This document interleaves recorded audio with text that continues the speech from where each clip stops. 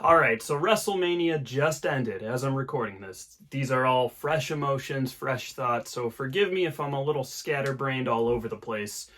I just have to get this off my chest, and I don't say this lightly. I mean, you can see by my backdrop, I'm a guy who grew up just idolizing The Rock, child of the Attitude Era. I was always on Team Rock whenever these big Rock Austin feuds would happen. At WrestleMania 17, I remember being passionately behind The Rock, and I could not forgive Stone Cold Steve Austin for what he did at 17, doing The Rock dirty like that, aligning himself with Satan himself, Vince McMahon. A lot of people did not get behind the whole heel Stone Cold Steve Austin. At that point in 2001, Steve Austin was a heel to me. I loved The Rock. And for a kid growing up during that time, The Rock was everything. Because, Steve Austin was away for the year 2000, and he was kind of in and out with injuries a lot. The Rock was the guy for me. I mean, he was on the cover of all the video games, the SmackDown games, WrestleMania, No Mercy. The Rock was him. So I say all that to say this.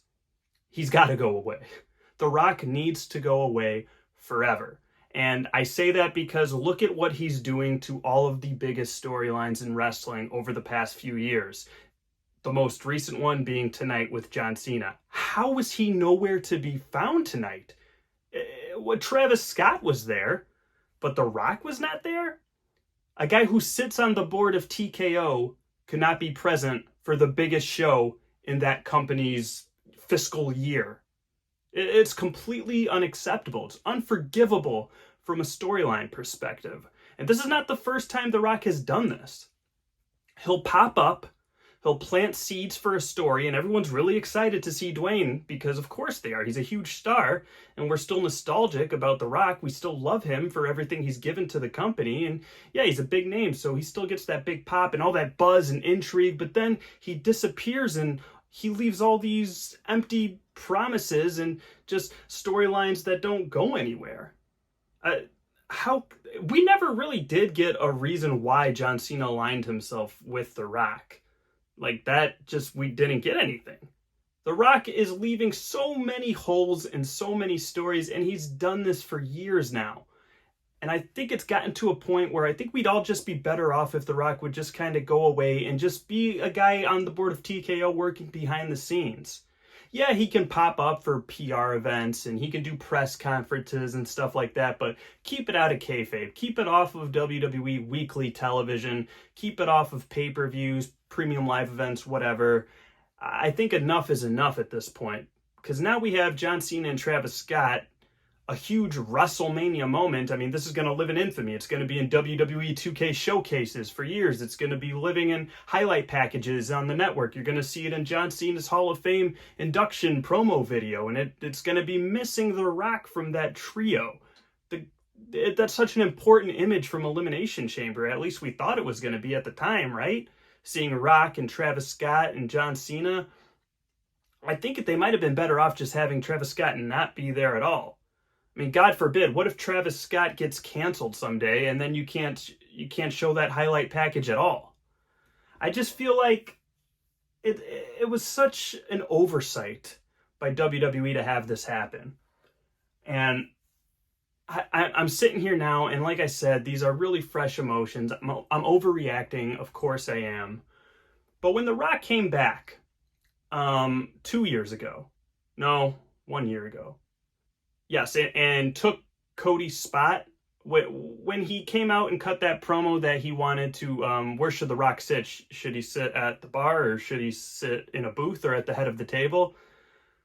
A lot of people were excited to see Rock versus Roman. They genuinely were. It's not like there's this narrative out there that people just crapped on that match and because they thought it was Cody's year and Cody deserved it. No. People were genuinely excited to see Rock versus Reigns. It's just that The Rock disappeared from television for weeks. So they started building Cody Rhodes as the competitor that was the challenger that was going to take the belt from Roman. And then all of a sudden The Rock comes back. He decides he wants to come back on TV. And that's why the fans crapped on it at that point.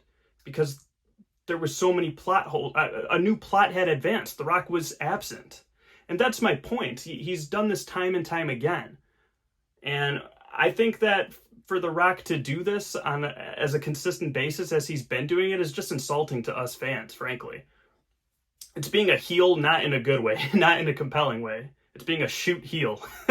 So I don't know, guys. Where do you stand on this whole The Rock fiasco? I mean, night 2 of WrestleMania was very good overall, despite kind of the dud ending. I don't want to take away from the event itself, because I do think night 2 was overwhelmingly better than night 1. Not to say night 1 was a complete and utter failure, because I thought the main event triple threat match was maybe the match of the year so far. But yeah, guys, that's my thoughts on The Rock. Where do you stand on it? I don't say this lightly. Again, I love The Rock. I will always love Dwayne The Rock Johnson, but I think it's time for him to just completely step away from television, at least for the time being, so we can just have storylines progress and don't dangle the carrot in front of us anymore of, will the final boss show up? Will The Rock make an appearance? Are we going to get Rock versus Roman? I don't want to hear about it anymore, okay? That ship has sailed. I don't have any excitement about it anymore. Let it die out, okay? That's where I stand on it. Anyways, guys, I'm done ranting and raving. It's late. I got to get to bed. I just had to get these thoughts off my chest because it was bothering me. Until next time, take care.